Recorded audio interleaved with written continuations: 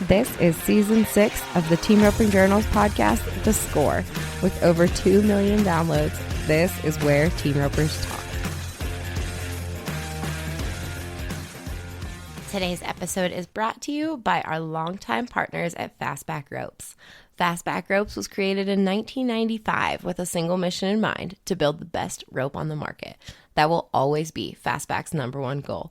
You can order at fastbackropes.com, and we're going to tell you more about it at the commercial break. Hey everyone, welcome back to The Score. I'm a couple days late on this episode. Maybe a couple more days than a couple days late, but thanks for hanging out with me anyway. I wanted to have an episode with Cesar de la Cruz ready for this one, so it took me a little bit to get off magazine deadline and get my stuff together to get a hold of him. But this episode is kind of unique because I'm releasing it just a few weeks before we release Mega Match 4. Mega Match 4 is going to be on roping.com. It is a roping from 2010 that will paired Derrick Begay and Cesar de la Cruz against Matt Sherwood and Cory Petska over 30 steers. 3 different score lengths at Red Rock Park in Gallup, New Mexico. It was an awesome mega match. And without completely spoiling everything, and I think we spoil it plenty in the podcast itself, it comes down to the very last steer, just like these mega matches almost always do. And it didn't go as anybody wanted it to on that last steer. And Cesar's reaction was kind of what I remember from 2010 Cesar de la Cruz. He was mad. And you can kind of tell in the video. It happens pretty quickly, but you can tell how mad Cesar was. And so now, 13 years after that mega match happened, I wanted Cesar to explain what was going on, give you guys the setting, and then kind of own up to what his mental game was at the time and talk through how he's learned to change that mental game at this point of his career, of his parenthood, because he's a dad of awesome rodeo kids who are winners too. And he's going through but going through the whole parenting game that we all do, that many of us do with teaching our kids how to be successful. And so he has learned so much about his mental game, and I brought him on this podcast to share that with you all. So thank you for listening, and I hope you enjoy this very unique episode of The Score.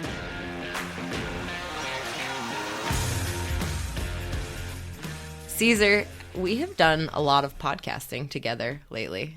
We're on a roll here. It's been awesome. You're like practiced at the podcasting game because you have your own podcast now. I kind of like it. It's been kind of fun. Thank you for talking about the Tolis and Mac podcast. Yeah. But getting to talk rodeo and stuff, I've been slowed down these last few years, and just it's kind of been cool to do a podcast. I've always wanted to do one. Yeah. What podcasts do you listen to other than your own? Do you listen to like Joe Rogan and all that stuff? I like Joe Rogan a lot. I kind of had in college, I went to a couple UFC fights, and I started listening to Joe Rogan because I knew back then that he was a comedian and a fighter, and so I kind of followed him. And then turns out he started this podcast, and so I've always followed this Joe Rogan. So I listen to the guy quite a bit. But the cool thing about Joe is he'll have some of his funny friends, and they have a good time in the studio, and then he'll have like a astrophysicist on there. You know what I mean? Mm-hmm. And yeah, he could go from different ranges and talk to different kind of people, which is really cool. And that's kind of what I've been getting to do, and just talk to different people and different walks of life. Like I had you on the podcast, and I didn't know your history, and it's kind of cool. You're extremely smart to be a rodeo. To be in rodeo? Be a part of rodeo shows. You know what I mean? Thanks. So you got all these cool degrees and stuff, but I did not know you had those kind of accolades to your education. It's pretty neat. Were you gonna say you didn't know I was smart? Finding out little things about people is really cool. Yes, it is. It certainly is. I love that about podcasting. I think we are in year 5 or 6. We might be in year 6 at The Score. We've been doing this a long time, and just to think about all the crazy conversations that I've had over the years is certainly an adventure. And So one of the things that we talked about on the Tulsa Mac podcast is like the history of the sport and how important all of it is and how passionate I am about the history of the sport. And that's why I made you come on my podcast. I forced you. I literally twisted your arm this time to make you talk about Mega Match 4, which you were in 2010. Set up the scene. Tell for anybody who is in the earlier generation or in the newer generation who has not seen all of these old tapes. Give us the rundown. What was going on? Well, I'm going to talk about something that I don't really feel real comfortable talking about, and that's kind of sometimes the mental side of it. How I kind of would get a little bit angry looking back on it. I shouldn't have lost my cool as much in that type of situation. That mega match, like months before I lost my good heel horses, as far as like they got sore and crippled. I had a good little mare, Annie Oakley. She got sore. I had a good horse, Johnny Ringo. He gets sore. And I had another backup at the time. And like I went through 3 horses in that winter coming up to that mega match. And so I asked Brandon Adams at the time, and he helped me out so much in my rodeo career with the horsepower. He if I needed a horse, he was always there to let me take a horse. I didn't have to buy it. He was really cool about it. And so at that time, I got a horse from him named Hannibal, and he was a very, very good horse, especially to rodeo on. I really liked the horse to rodeo on, but he was a little full contact. I had a horse by the name of Fire Ant I got from Rannon that had 90 days of healing on him. And so when I show up to the mega match, I did not prepare myself for success. Like, these steers that they show up are monsters. These things are very fresh. They're wild, and they had different scores, different types of situations. The whole, to give the whole rundown, like there was several misses. It was kind of tough throughout the mega match. It was down to the last year. We were pretty close. It was dang near heated, even coming in the very last year. And this isn't a match with like Joe Schmo and Joe Schmo. This was a match with Matt Sherwood and Cory Petska. So you and Derrick Begay were matching Matt Sherwood, who was a recent world champ at the time, and Cory Petska, who was Cory Petska at the time. Right. So and like me and Petska have battled it out, because Petska's been an Arizona guy for several years. He married Sherry Servey, which lived right up the road from Coulter and I, and like I got to rope with Cory all the time. And like when we'd practice at the house, we'd break in steers and we'd rope so good to get like we'd hardly miss anything, you know what I mean? Mm-hmm. So this match, both of us kind of struggled in this match. So we're both a little frustrated, like we're like, I think Begay roped the best that day. And I think he might have had just a few minor mistakes, but Sherwood had some mistakes. I made some mistakes. So everybody's kind of a little bit frustrated. Well, Sherwood goes out there and he has some heck, and he doesn't do as good as he wants to. And so the worst situations for me, and I always, coming up as a kid, I always had to remember to when all you have to do is catch, just kind of do whatever you did to get there. And so I hated those situations. All I had to do is catch. I loved it whenever I had the pressure to be 4 flat or whatever. I wrote better that way. The pressures, just catch would make a person, would make me hesitate and just take another swing and get me all fouled up. And then next thing I know, if I roped a leg or missed, when I hesitate, that is the worst thing mentally for me to do. I hated it. I got so mad at myself for doing it. As second guessing yourself, people call it, whatever. But I just, if I was to go out there and just do my job, focus, ride my horse to a position, take my first shot, I usually had a lot of success doing that. But when I didn't ride my horse, I relied on my rope, I took a bad shot, I hesitated, I took a bad shot. I usually missed. And guess what? I get to the situation, the last year of the match, and all we have to do is catch the last one. You needed to be 29.95. You had been 463 on the previous steer. Begay's on the paint. Begay's on the paint. We've been going at him a little bit because we had to battle back a little bit. So like I said, I've had a few mistakes, and we finally get back to where we need to. We're even with these guys, the best guys in the world, and so Begay paint was pretty full contact at the time, and so Begay, I'm not sure the exact head catch he gets, but when he doesn't get the best go, and it was when he most ropes, definitely he a has neck. to go at it. He tries to fluff the steer around the corner just a little bit, so he might have slid me just a little bit of rope, and like he did a good job just getting on the steer because of the paint, the whole situation right there. But it gets me in there just a little bit in bad shape, and I have to take another swing, and I hesitate.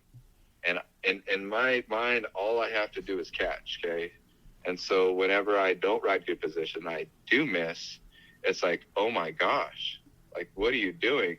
And me and that frustration and the heel horse that, like, he didn't really just know me. I just barely got the horse like weeks before, maybe a week before.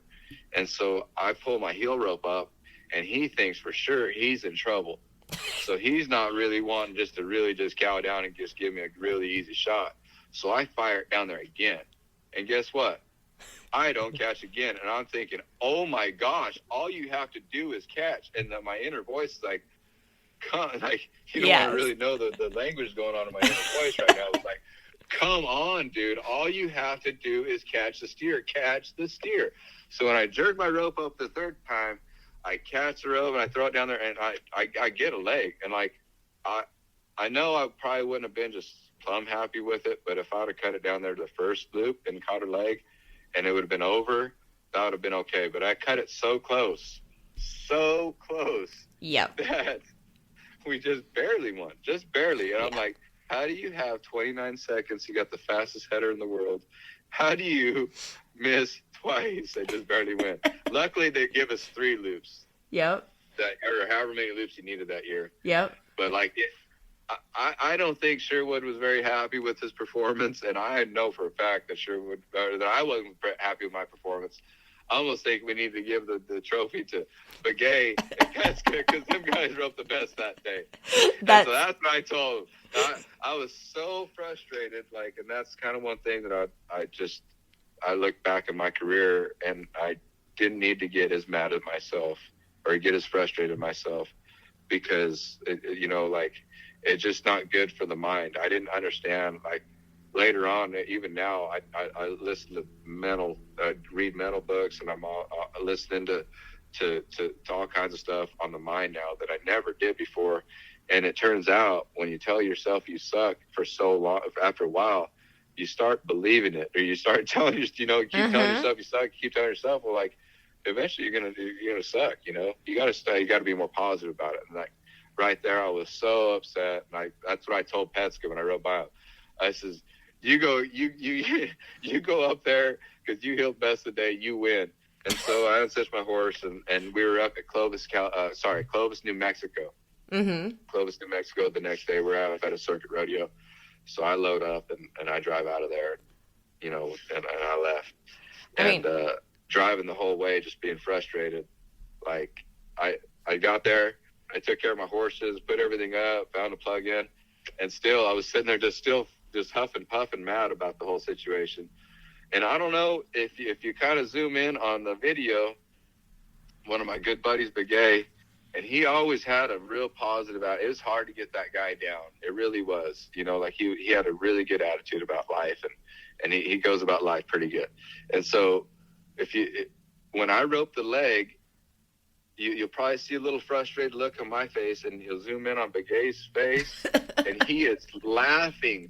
And I'm not just laughing, like, he is belly laughing. I can just flat hear this guy laughing. He thought that was the funniest thing that he thought that was hilarious. He would have thought that I told him one of the funniest jokes in the world right there. And so even the next day, so when I leave like Begay laughing, that's all. Mm-hmm. Just like, so I get to Clovis to the rodeo, and guess what? Begay, he's first thing I see him, I say, what's up? And he starts laughing again. He thought that was the funniest thing. Like, he thought that was like, he just it was one of those matches where I wanted to do better. I know I could have done better, and I didn't. And it was televised, and it's like, and it just, like I said, one of the things that I really not proud of is being frustrated. As like I said, I used to get really frustrated because of the fact, like when growing up, if I didn't rope good, there was only certain jackpots I could go to because we could afford me to go to a jackpot, and I had to win. If I didn't win at that jackpot, it was like another month, it might be two, before I could go to another jackpot, before my parents can have enough money for me to go to another jackpot. It wasn't like I got to just go every weekend when I was a kid. And it really bothered me when I missed. Like, it's almost like I said, I wish I would have had more mental training back then, because like I lived or died on the catch. Like if I caught, I would feel so good, and I was happy, and I was good to be around. But if I missed, I was frustrated, and I was angry, and I was like, you know what I mean, not good to be around. Like people would, like you could talk to me, and I just wouldn't have a good attitude. I'd just be upset, and like that's no way to be. And nowadays, when I see a little bit of frustration with some of the guys that I'm helping with the roping, I try to talk them down off the ledge a little bit. Like I feel like I want to be the guy that I needed back then to just talk me off the ledge a little bit. Like, hey, listen, man, you don't need to do this. You don't need to jump, man. Come on, man. You don't need to do this. It's just not the end of the world. Well, when you get that frustrated at yourself, like I think it makes you hesitate in your roping. It makes you not want to take that shot. You're scared to miss. And it's nowadays more than anything for the younger generation. Listen to this: you cannot hesitate when you rope. You have to take your shot now. You have to see your shot, take your shot. And when you get to that professional level, the collegiate level, it gets to that now. The younger generation are so fast, they rope so good, and they're fearless. And so that's kind of how you have to be now. I watch basketball just a little bit, and I've watched what Steph Curry has done to the NBA, and it's like that. It reminds me of team roping a lot. How there was some organization, there was some order, and there were some guys taking some shots, taking some risks back in the day. And I was just like rodeo. There was like the Speeds and Rich, those guys. There was Clay and Jake. There was one guy taking all the risk. But nowadays, you got like the Steph Curry and the LeBron James guys now that are like, they can shoot it from anywhere. They can take any shot. It's like no place on the court is safe with these guys. You know what I mean? Same thing in the rodeo, transition to the rodeo. Any rodeo you go to, if you're one of the first guys to go and like the first performance, you are not safe. You are in trouble because the guys at the end are going to get you. When you go at the beginning of the rodeos now, it's usually not favorable at all. You want to go at the end because the guys at the end are going to go out. They know what time they have to be, and they know what the score is. They talk to their buddies about it. They know the cattle, and they're gonna run over top of you. And so I just like I said, my mental aspect of it, I went at it just a little bit frustrated, and sometimes when I didn't do good, just because like I said, when I was a kid, it was I get so angry at myself for not performing or not doing good at the jackpot. However, if my partner didn't do good or whatever, I was fine with that. It was okay. Like as long as I did my job, like I was fine. But if my partner give me a shot for the day money to go to the next rodeo, and I missed, I would get so frustrated at myself. It's because there was times when I rodeoed in my rodeo career, I had a few good sponsors, but there was it's very expensive to rodeo, and there was times where I was going week to week. And I remember in high school, I kind of was on my own a lot. When I turned 18 and got out of high school, I started going by myself a lot more. There was times when I'd get to a jackpot and I would just have enough money to get to the jackpot. I wasn't ever the guy to write a hot check. I never was that guy. But I would always have just enough money to get the jackpot. But I didn't have enough money to get home. Like, if I didn't win at that roping, like, if I didn't win something at the rope, I could not. Like, I had to borrow money to get home. And that, even borrow money, that still to this day, from borrowing money from my buddies, you know, just to get home, just the embarrassment. I hate asking for money from sponsors. Like, I hate, like, if I felt like the sponsors that I had in my career, if they felt like I mean, they would give me money, but I felt like if I earned it, they would give it to me. If I didn't earn it, they wouldn't give it to me. So, but like, I just hated asking for money. Like, it stands. Well, I got a lot of childhood stuff that my anger issues happened to come from. Yeah. But like, I worked on it a lot, because now I've been doing a lot of clinics. I've slowed down. Like, I haven't bought my PRC card in 2 years. I'm on my way to the junior high finals with my oldest boy, Camilo, here in a couple weeks. And I'm just helping my boys out as much as possible. And I'm realizing how much of a positive attitude helps out when you rodeo, especially now. Like, you got to take such chances now. You can't just beat yourself up if you happen to make a mistake trying to win something at the rodeo. Yeah, when did that realization come, though? Like, I'm trying to remember back, like, in your career. Did it not come until you slowed down and were doing the junior rodeo thing with the kids? Yes, because there was a time rodeoing, like recent, you know, when I slowed down, I've had several chances with some very talented headers. I had a good chance to make the finals with Paul David Tierney a few years back. Lane Ivy and I had a good run there for a little while, and I just didn't make it. And just the frustration that I would get because I didn't, you know, I would get so close, you know, within a $10,000, $8,000 one time for making the finals. That's just one big rodeo. You know, that's just one shot, you know, and then I'd look back on it, just get so frustrated. And even my rodeo career, didn't matter that I made the finals. Like, I just would cannot believe that I couldn't make the finals now. But it was my mental side of it. The way I was going about it was not right.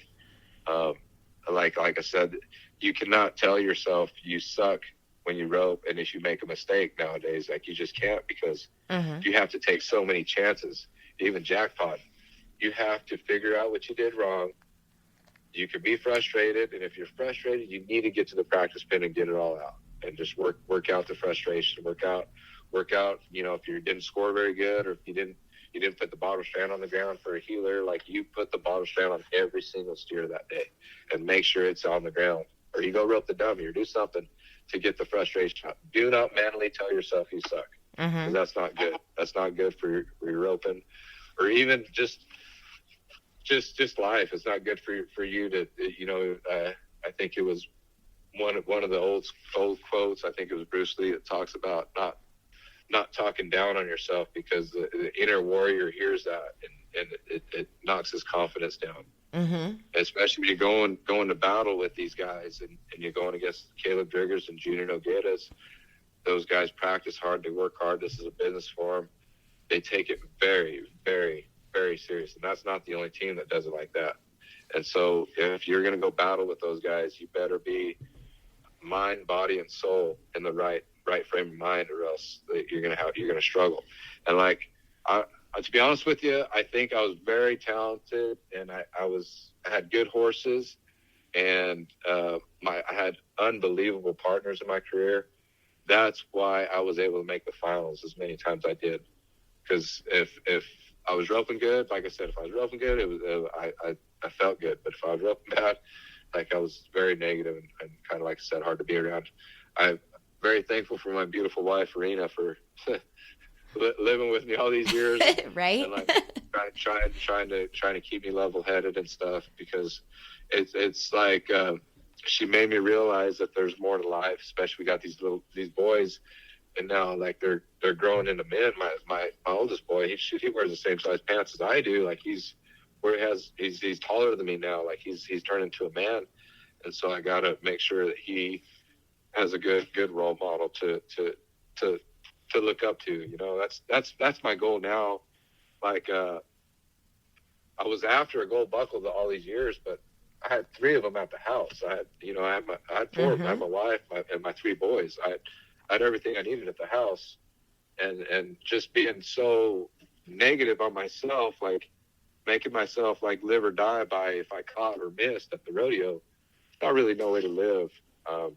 It's real hard for even somebody to live that way. And I try to, like I said, be a person to talk to about that kind of stuff. Now it's like these rodeo guys, you see young, talented guys that go out there and they get beat up maybe 1 year or 2 years. Like, don't give up, because I know some very talented ropers that, like Joseph Harrison, that went a different route and kind of waited a little bit later in his rodeo career to be one of the best healers in the world. You know, like Joseph and I are the same age. I've known Joseph a long time, and every time I go to Oklahoma, you have to deal with Joseph Harrison.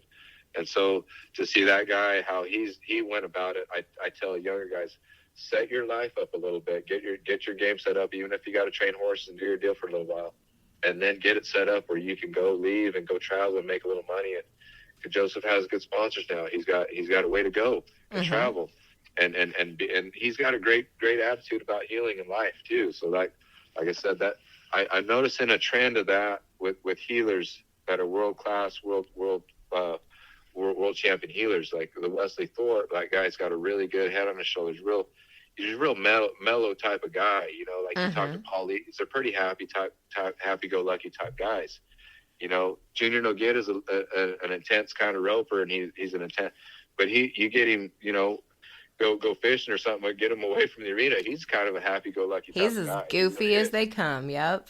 Yes, he is. Yes, he is. Yep. So like there's something with that. Like you can get frustrated when you get in the arena. And one of my favorite guys I like talking about the mental side of rodeo is like Trevor Brazil, because he's the most dominant all-around cowboy that has ever been, but with a rope, he's been the most talented, because when he would walk out of the arena, whatever he did in the previous event, it was over because he had to focus on the next event. And his mental side, I talked to him later on in his career, and he kind of started reading more mental books, and I'm like, man, I thought you had it all mentally figured out in this game. And he's like it's funny how the mind will wander, and you kind of want to get negative on yourself. You cannot. This rodeo has become a sport, and there needs to be sometimes, I don't know, a sports psychologist, or if you could talk to somebody like that. It was a beautiful thing, because I didn't get to spend as much time with Larry D. Guy as I probably should have rodeoing and stuff, because I didn't know how cool of a lady she really is. Yep. But she talks to a sports psychologist. Yep. And a lady like that is like the Trevor Brazil of women. Like Larry D. Guy is talented as they get. Yeah. And to see those two people kind of figure out, like there's a mental side of this. Like once you've done this game so much and learned so much about it, it's just what's in between your ears now.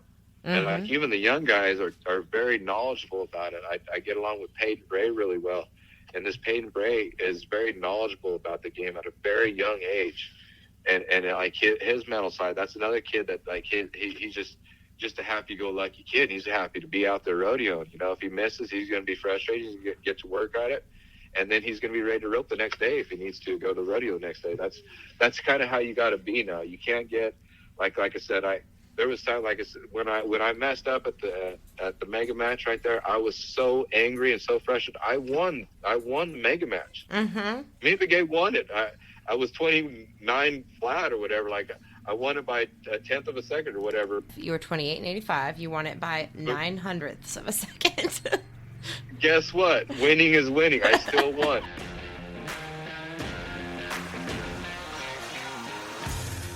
We're going to take a break from this episode to talk about the Fastback Venom heel rope.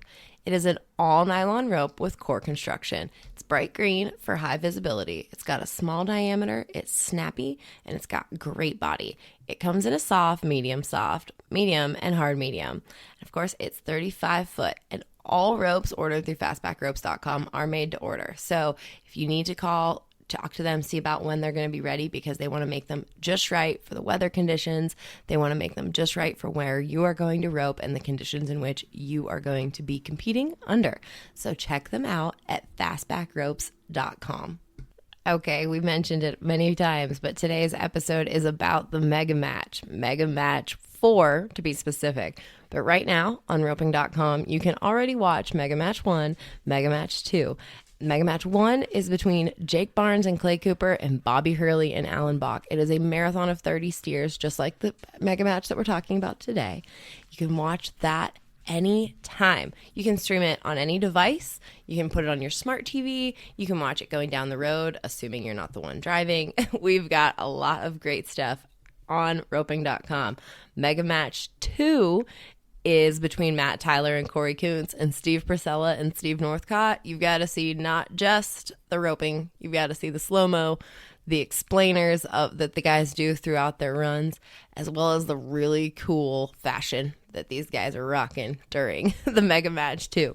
Now, Mega Match 3 and 4 will be coming out later this month, so check them out, roping.com, get your subscription, and if you have paid attention to the commercial this far along, I am going to drop a promo code for you to get 15% off your membership. It will be good for the entirety of your membership. So if you save this 15% right now, you will save 15% every month as we present all kinds of great content. We've got all the Mo Betta calf ropings. We've got the wildfires coming up.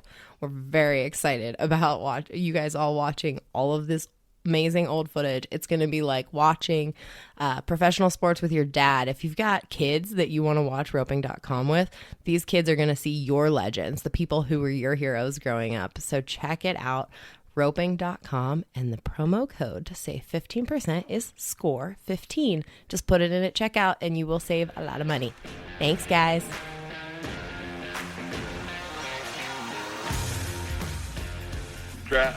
I cannot grasp the fact that I won, that I had a bad day, that I won, and I was so frustrated. It ate me alive.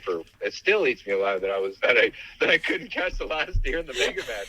Like, you did in fact say this podcast, and I was just like it still eats me up. Like, you talked to me about, like, I had a chance to win Houston, and I've had a chance to win the George Strait. Those misses haunt me so bad, and like, I'm a kid from South Tucson that, like, probably should never made the finals. Like, I didn't have a whole lot of money. I probably shouldn't have done the things that I did. I should have been more happy. You know what I mean? Like, I should be more grateful for the things that I did accomplish. But there was times where I was so angry, like you suck. You never caught a steer a day in your life. You're the worst heel in the PRCA. It's like man, I don't know about the worst heel in the PRCA, man. You might have had a bad day, but come on, it ain't that bad, man. Yep. You got to relax a little bit. So that's kind of what me being a coach now and doing clinics and stuff. And man, I try to tell people that whenever I see them get upset when they mess up, you cannot lose your brain, and you can get frustrated. You can. That's okay. That's how the body learns. But you cannot get so mad at yourself that you start telling yourself you suck, or you start talking so negative to yourself. That's not a good thing. Yeah. Try to do it. Channel that anger in a positive way, and get to the practice pen, or get I've been finding out, like, here lately, like, a lot of my mistakes back in the day was because of my poor horsemanship. Mm-hmm. I didn't know, like, I didn't study it like I do now. Like, there was certain things that my horse is probably, like that horse, that Fire Ant little young horse, I probably could have set him up totally different. I probably would have rode him a lot different now than I did then, because I didn't use my legs as much. And so, like I said, like, maybe I could have, back in the day, instead of getting so upset, maybe gone spend some time with Dustin Adams, mm-hmm. on the other side of the road at the Millionaire Ranch, and learn how to ride them horses and learn how to maneuver them the right way, instead of spending so much time at the team roping side of the Millionaire Ranch, where all we did was rope all day. We just roped.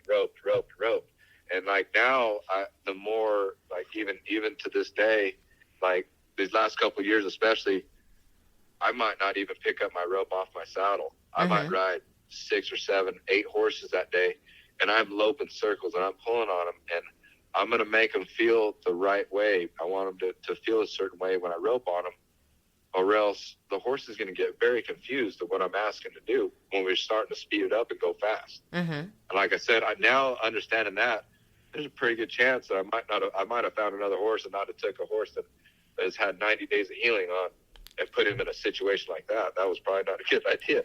Yeah. He had a little bit of a meltdown out there. You know what I'm saying? Well, so like there was certain things that like back then that I, instead of getting upset, I should have kind of broken down a little bit more and analyzed it. And then, you know, this is what I need to do. No big deal. Yeah. I think, everybody can watch all the 1 hour and 8 minutes of the glory anytime they want. If they want to see what you're talking about, they can certainly see it. And man, was there something about taking off your cowboy hat as you rode out of the arena in the frustration? Like, did taking your cowboy hat like off downgrade you as a cowboy? Was that your intent there, do you think? Like, it's a good thing it went. I don't know. I wanted to smash it. Like, you don't like to for the viewers or the listeners. Like, I was very, very like I was upset. Like, I was not happy. Like my inner voice was like, come on. Like, I cannot believe you cannot catch a steer. You've done this your whole life. What are you? Come on. Like, so like the whole time driving to Clovis, New Mexico, I was like, come on, like you can't catch us. You can't catch one steer. Like, all you had to do is just catch the last one. Like, you just catch one steer. That's all you had to do. Just catch a leg, anything, catch. Like, that's so. Well, when I text nowadays, you about this, I said, you're not allowed to tell me no about doing this podcast. Like, sorry, I know you're going to hate talking about this, but you don't have a choice, because I've seen your evolution from that kid who literally couldn't get out of the arena fast enough at a dead run to who you are now. And I think that's why this is so important to talk to you about. Well, because I see it too. I see a little bit of frustration with the younger, you know, like a young kid out there, ropes so talented, and he like doesn't have the day he wants. It just like almost loses his mind out there. Like, it's not the end of the world. It really not. You're going to have another chance at it. You're going to be okay. It's more of an embarrassment too, you know, like I cannot believe I did that, you know, like it's a lot of the stuff, like I said, maybe some childhood trauma from me putting so much pressure on myself when I was a kid, roping and stuff. Like, roping has never really been fun for me. Like, it was always kind of a job. Like, it was a way to make money. It was a way to, you know, like take the pressure off my parents, because I know my parents worked so hard. And my parents were gone, you know what I mean? During the day, they worked so hard. And then whenever they finally could take me to the roping or something, like, I didn't want to let them down. Like, they worked so hard for that $100, you know what I mean? The fees back then weren't as expensive. You know, you get in for $25, $30. You could enter 5 times, you know what I mean? Those are the kind of ropings we went to, or drop pots, stuff like that. They were cheaper, but even $100 for my parents, you know, like, I hated to ask my parents for money. Like, I really did. And like, if I could go to the roping and win, shoot, I didn't have to ask my parents for money. And the next thing you know, I didn't have to, you know, I could go for the next week or 2. And if I won big, shoot, I could go for the next month. Yeah. And I swear I kept that mentality. Yeah. Rodeoing. Like, I was like, if I could just get to the next one, which is not a good idea nowadays. I don't know if it's even possible to even do that nowadays. Like, just have just enough money to get to the rodeo that week or whatever. And if you didn't win, you had to come home. Like, you need to, like, the younger generation now, the people getting to the pro rodeos now, you have to have more of a plan now, and to have a little money backing you, or because you're going to have to take some 3-point shots, and you're probably not going to win every single time you take those shots. And you're going to be able to go for a couple weeks or a month. You know, like, I know it sounds crazy, but Junior and Caleb will go through a little bit of a slump throughout the year.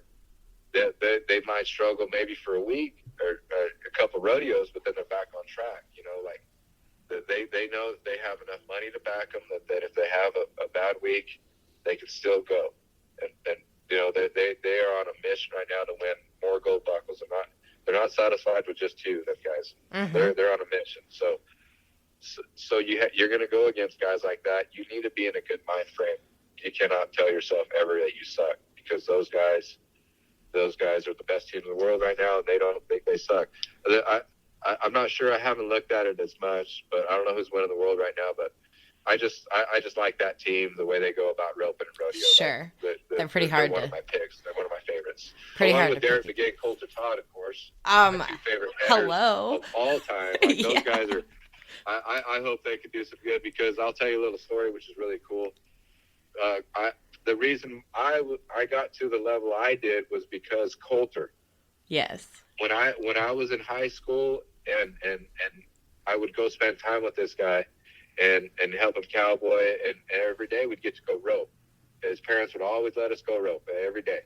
And so we would go rope, and he would never miss. We would match, and I could give him the worst handle, and he would catch everything I would turn for him. He was one of the best healers at that time. When he turned 18 and went to be a professional, he couldn't get the header that he wanted. He always wanted an NFR world-class caliber header. And when he went home after we rodeoed and stuff, you know what I mean? Like, it was cool to see him at the junior rodeos, the Wilcox junior rodeos. Him and Carly, his wife, put on a great production over the kids. And then it was a couple years ago, he started healing for Begay, kind of getting the itch again.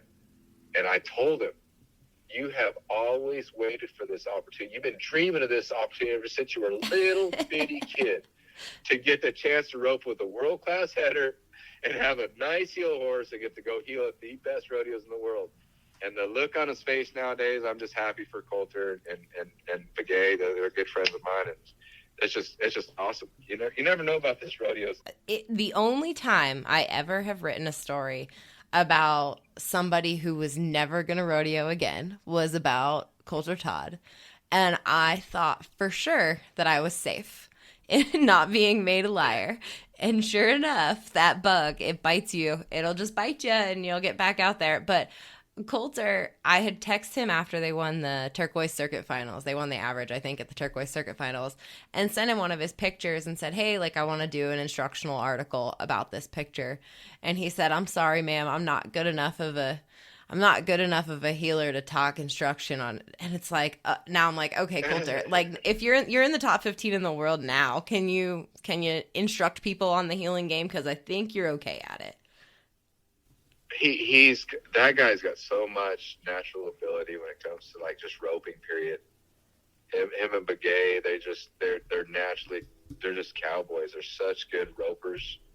And like Coulter, I try to, so I do these clinics now, and I'll have a little kid, that young kid that wanting to head a little bit, or, he's in the clinic healing and he wants to head a little bit, or vice versa.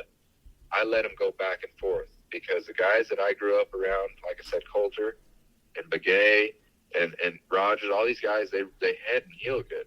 Like, they're just good ropers nowadays. Driggers, I think, was the same way. I know Clay Smith was a healer too for the longest time, and Swap later on in his career, his teenage career, to be a header, and then it turned out to be one of the best headers in the world. Driggers along the same way. Like I said, I think now you just need to keep your options open as a roper, especially if you're young. And if you have somebody heading for you really good, then you can work on your healing as much as possible. But just keep your options open. Just be a good roper. Yeah. That horse that Coulter had at Frisco, he healed on him, but I don't know if he could have made the finals on him healing, because he just wasn't. He was bigger, a little longer strided. But he was one of the most talented head horses there ever was. And so when he made the swap, it was like it was easy for him. I'm not saying easy because Coulter worked his butt off, but he was one of the best head horses. You know what I mean? Because he healed on him so much. It's like, you never know. Like, Sherwood had a horse back in the day. I can't remember his name. Nicholas, sorry. Yes, Nicholas. How could I forget about Nicholas? Same thing. He healed on that horse forever. Yeah. And all of a sudden, he started heading on him. He's turned out to be one of the best head horses in the country. It's like, you never know. Like, you just be a good roper. And Sherwood, I can name Sherwood too in Arizona. He was like that when I was a kid. He could head and heel equally. Like, you can't say that he heads or heels better than what he does, because he does both of them really well. Yeah, and you said you were listing off people. Dustin Egiskiza, he healed, and the first horse he made the NFR on was his old heel horse. Dude, they called him, I think. So yes. There you go. There's I watched Dustin at the jackpots, and he heals down. Like these guys nowadays, the ropers are just very talented and very knowledgeable about the game. They understand, like the headers understand what it needs to look like back there for a healer to catch one fast. Mm-hmm. The healer knows how to set the head steer up for the header. You know, like a header doesn't want the the steer to jump in front of the header as he's in this delivery. Like the headers like them in a straight line nowadays. Mm-hmm. So like as a healer, you got to try to keep that steer as straight as possible if you don't want them moving, especially when that header's delivering. And so that's your job as a healer. Like there's the headers understand that, the healers understand that. And so I think that's the evolution of the game. Like that's why they're so good nowadays. Yeah. I know Jake Barnes can heal down good, and I know Speed Williams. Like I feel like Speed Williams is the one that started it all up. It's his fault, to be honest with you, because he made the finals healing, then he swapped and turned out to be one of the greatest headers that ever lived. So it's like I feel like that, about that time you seen a change, and then like the last I want to say the last 5 to 10 years you saw another change, because these guys are like real fearless when it comes to, and especially rodeo time. You're fixing to see it. 4th of July, they're going for first. All them guys, they're hitting the barrier and they're sending it. And because the separation nowadays is, I remember going to a rodeo 3 years ago, and I was 4-2, and 4 flat won it, and 4-4 won split 10th hole. Mm-hmm. You know, like it is within a half a second nowadays. Like it is transformed so much, and like I'm so glad that you and the Cowboy Channel, that people get to see it. It's not like, I remember when I roped with Begay, like how's it going? You guys gonna make the finals? You know what I mean? Like I sure hope so. I'd like to. That's the plan, right? You know what I'm saying? Mm-hmm. But how do you know, like the rodeo, and it's so competitive. How can you guarantee, like, yeah, I'm going to make the finals? There were some guys back in the day that roped so good and had such good horses, almost like a guarantee that they were going to make the finals, you know? Like when Travis was riding Walt and he had Michael Jones and Jackal back there, it was a pretty much guarantee. Yes. Those guys are going to make the finals. And there's enough guys nowadays that like rope really good, and they'll have classy horses, and they're one of the best ropers in the world, and they might not make the finals that year. And it's funny how they'll make it again next year, and like you'll see it now. Like it's not as consistent as it used to be. Like it's tough, very, very, very tough roping nowadays. It used to be like, I remember once when I first started at Spin to Win, you and Derrick weren't in the top 15 like in August or something, and I had said to Bob Welch, my old boss, do you think Derrick and Cesar are gonna make it? And he's like, oh yeah, they rope way too good not to. And like, sure enough, by the time the end of September shook out, you guys were safe. But it was just like, that was a thing back then. Like, oh, they rope too good not to make the finals. Now you can rope too good and still not make the finals. Like you can have the right horse, you can have the backers, the sponsors, everything you need, and that's still not a guarantee nowadays. Like it's so competitive. I like, it's people like the rodeo guys are not getting enough credit for what they're doing out there. I don't think. Yeah. Like it's turned into a full-fledged sport. Like yes. I go help these. I go, you know, doing these junior rodeos, and then I'm helping these clinics.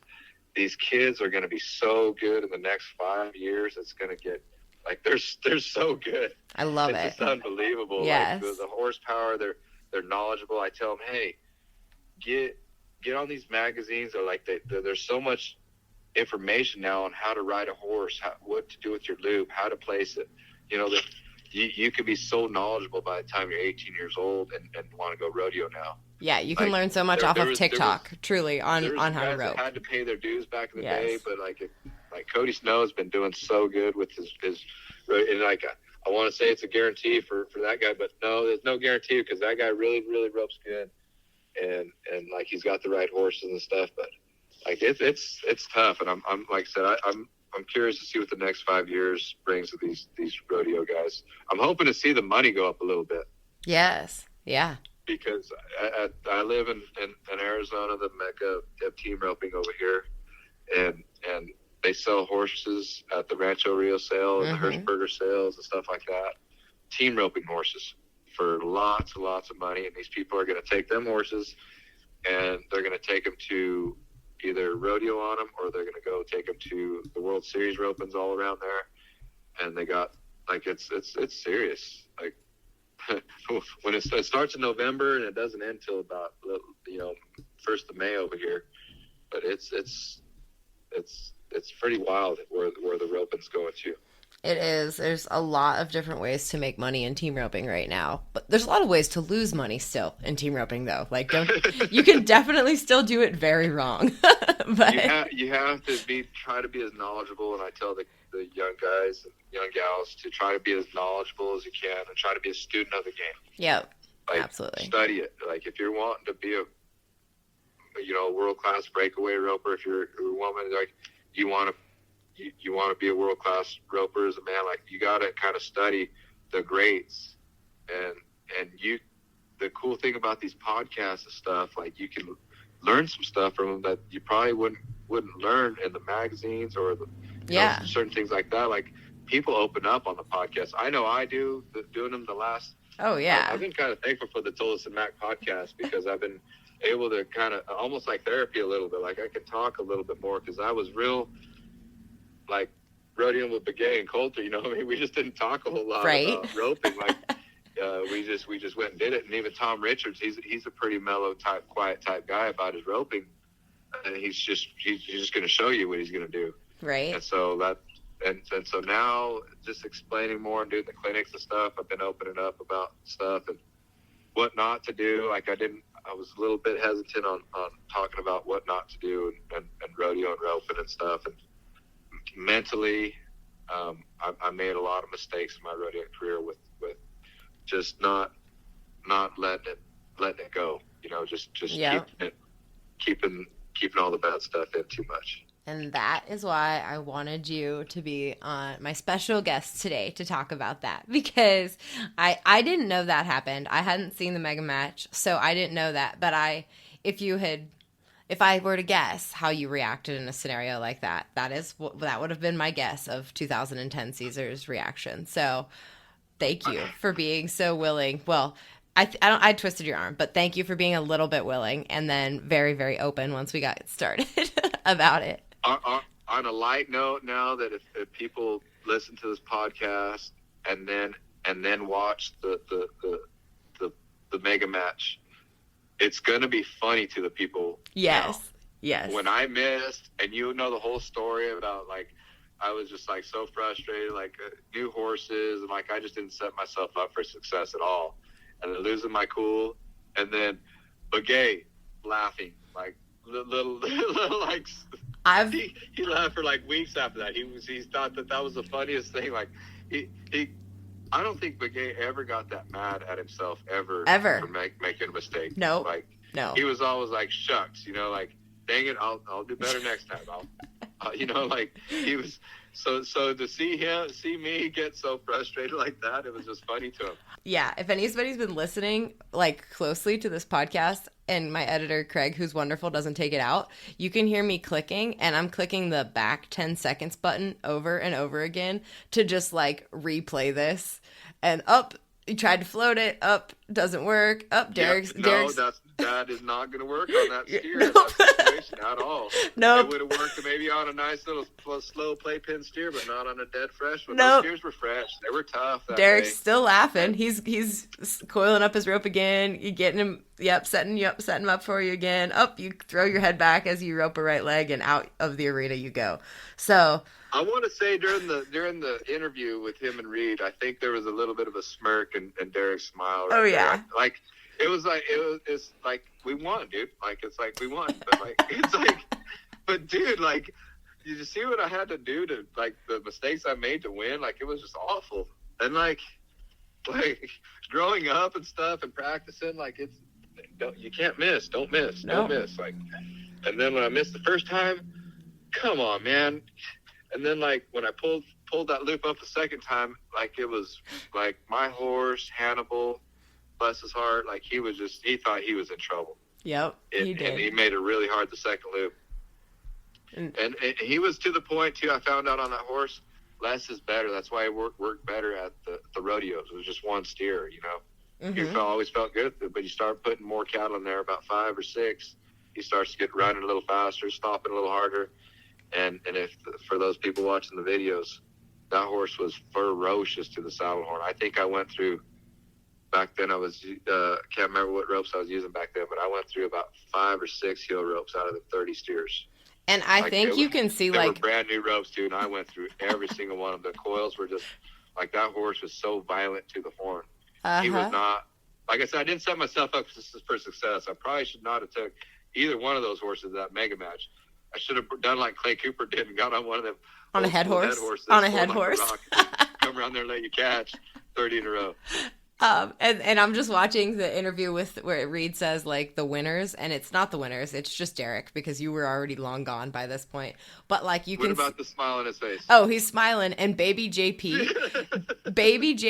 is standing directly behind Derrick on Swagger, on a very young version of Swagger, and he, like, keeps turning around and smiling, like, kind of geeked out that he's on camera. So anybody that hasn't watched Mega Match 4, you can definitely see that. It's just some gems, true gems. Yeah, that Victor Begay and Derrick Begay have really implanted Derrick's style on James, because it looks just like Derrick out there roping. I can't hardly tell the difference when they're roping. It's pretty neat. And just so you know, when I mentioned to Sherwood this morning, or maybe it was last week, I don't know. At some point recently, I was telling Sherwood that we were going to be airing these, and he was like, "Oh God, I did so terrible." He was like, "Oh, that's nice. That's nice. That's what we've talked about." Like, yes. Here, give the championship to Petska. He healed the best. Derrick, you head to the best, and you guys are the winners. I was so mad. That's kind of what I told Petska when I rode out there. I said, "Dude, you win." And like, he says, "What do you mean?" I said, "You out-heeled my ass today. You win." Yep. Sorry for the foul language. It's okay. You can say that one. Those are the exact words. Those are the exact words I told Petska. Oh, that's so funny. Well, thank you so much, Cesar. I appreciate it. I appreciate your willingness to let me make you talk about a lesser time or a dark time. Being a coach now, I can feel like I could talk about that kind of stuff. Yes. I think the younger generation really needs to hear that sometimes. Yes. Because it does get frustrating, and you can't win all the time when you rope out there.